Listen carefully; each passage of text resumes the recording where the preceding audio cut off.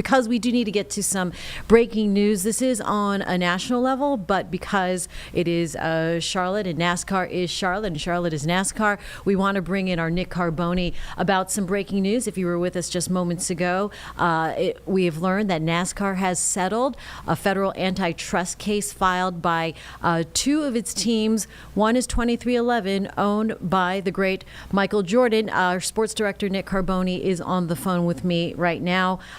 Nick, what can you say?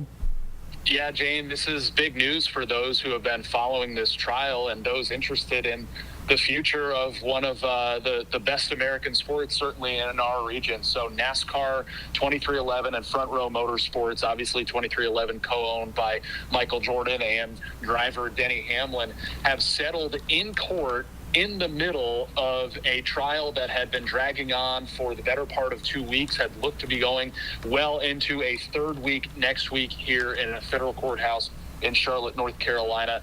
That lawsuit has now been settled. The teams, i.e. 2311 and Front Row, Michael Jordan and Denny Hamlin, were suing NASCAR over what they deemed anti-competitive practices. The charter system was the biggest bugaboo in this trial.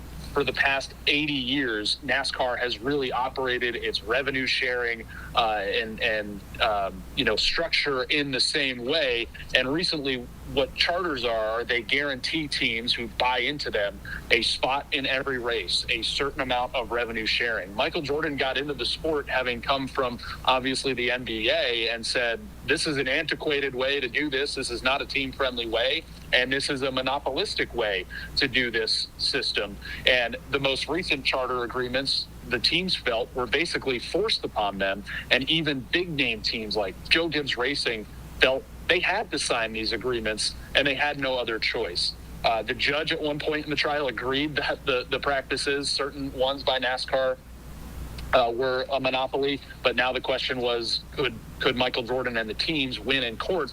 And if they had won, NASCAR would have had to change the way it's done business for the better part of 80 years under the France family. If NASCAR had won, you would have likely seen eventually Michael Jordan get out of the sport entirely. So nothing good likely would have come from either side winning this trial. And that's the way it looked to be going. It looked to be going to one side or the other at the end of next week. The plaintiffs, i.e. Michael Jordan and the teams, rested their case yesterday. NASCAR was going to begin presenting its case in earnest today. We saw a lot of big names earlier this week testifying in this trial. Legendary team owner Richard Childress, NASCAR CEO Jim France, NASCAR executive Steve Phelps, and it got a little ugly. It got a little testy. I think, not being able to settle this ahead of a trial really brought about into the public eye some nastiness between the sides through emails. It revealed personal finances in Richard Childress's case, and the fact that he was at one point considering selling Richard Childress Racing, which is probably unthinkable in the sport itself. So they did have trial, some nastiness, but at the end of the day, this has been settled. We are waiting to see what that settlement entails. Obviously, NASCAR is going to have to make some compromises. The teams are going to have to make some compromises. But I think, from a plaintiff perspective, Michael Jordan, Denny Hamlin, 2311, and Front Row, it's almost a win because they're likely going to see some changes to how NASCAR operates when it comes to dealing with teams and becoming more team-friendly.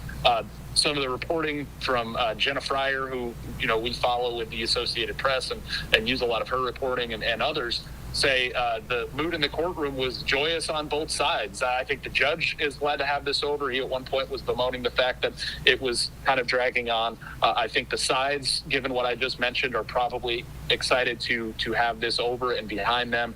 It sounds like Denny Hamlin and NASCAR CEO Jim France even shared a handshake and a hug. It just begs the question, why couldn't that handshake and hug have happened behind closed doors in a pretrial settlement where there wasn't discovery. There wasn't any of this on the public record, but the judge even mentioning that this is going to be good for both sides in the sport going forward. So we'll see what the agreement holds. Yeah, very interested to see the details on that. But sometimes, you hate to have to get all nasty and ugly, but in order for, things to crack open. But I guess that's what they needed in order to reach some kind of settlement, which they did on what would be the 9th day of this battle. So, all right. Well, Nick, appreciate you weighing in and breaking this down for us. And I know we'll hear more here on WCNC Charlotte. So thanks for taking the time. We'll see you a little bit later.